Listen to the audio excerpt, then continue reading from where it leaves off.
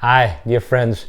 Good to see you. Well, first of all, thank you so much for your wonderful, response to my plan, because that's heartwarming, and it encourages me because sometimes I'm a little bit afraid, it's a bit kind of a big thing in the head, even though life's better in the mountains.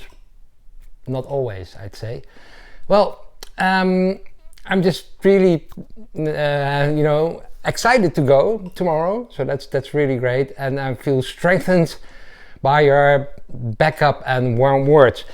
And now I'm going to take you just really quickly through some fear and gear things, the psychology of gear, because you need to choose so many things. You need to bring your weight down, otherwise I can't make it.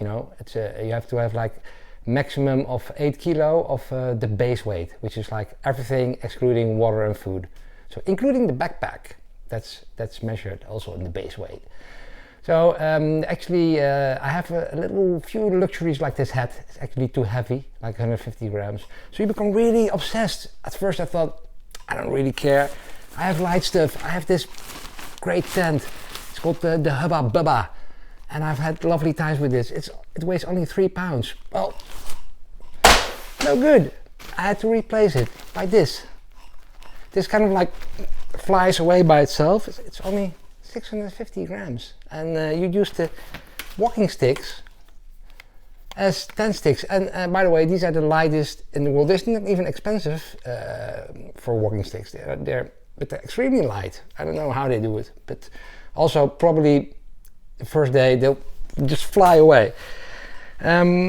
There's some other luxuries like this. This is a packed ice axe. I don't know how to use it. Training on the job, let's call it that way. Okay, just as you go.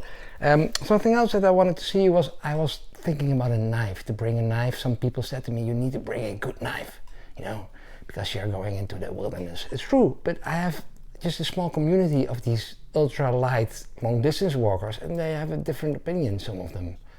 And now I have this, it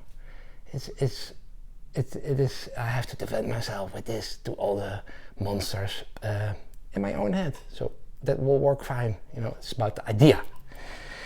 Anything else I want to show you? Well, this like ultra lightweight power bank, didn't even know it existed. So a whole new world opened up for me, and it's all luxury problems and luxury things, because I'm just very privileged that I can do this, and I'm really happy to.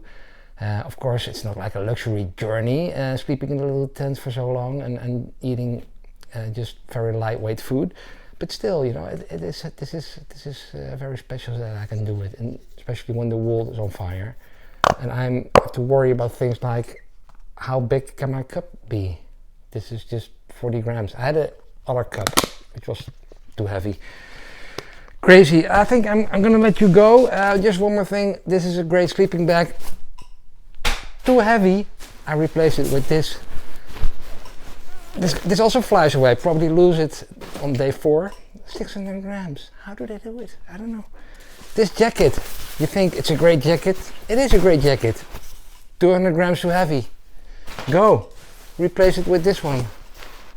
This also will lose it at day 13. It will blow away. No, just kidding.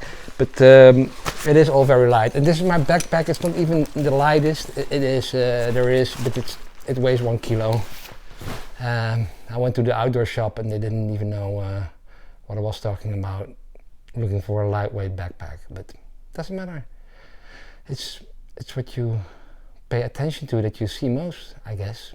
So I see grams. I see leaving. I'm a bit sad and confused in this process. This gear thing is like the paradox of choice, they call it as psychologists. If you have to choose, and there's like a lot of choices. They did a famous experiment with jelly. Yes, I'm talking about jelly. They had a setup in the store, 3 kinds of jelly. Boom, great sales. It was great jelly. Same store, same jelly, 18 kinds of jellies. Sales plummeted down. Why?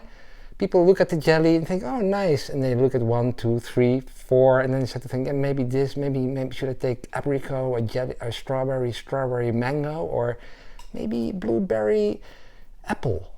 And then the brain tries to make a calculations of the pros and cons of all these different things and can't work it out, you know. Thinks, why I'm thinking about jelly? I don't want to think about jelly. And then you just leave the store with nothing in your hand. Well, everything in the backpack, I went through a process like this, but I had to make a decision, and I did, and we'll see if it works out. And that's what I wanted to share with you. I have my gear list on Lilac. It's like a non-profit, non-business site where you can put up your gears, and then you can have a shakedown. What's a shakedown? I hear you think. I've also thought, what's a shakedown? I don't know. I'm like a beginner. I don't know all these things. Well, you let other hikers look at your stuff, and they'll tell you like, no, you know, you shouldn't bring this heavy cup. You need a lighter cup. No, you shouldn't bring a big knife. You need this tiny, whiny knife. And oh, your power bank is too big. This one is better.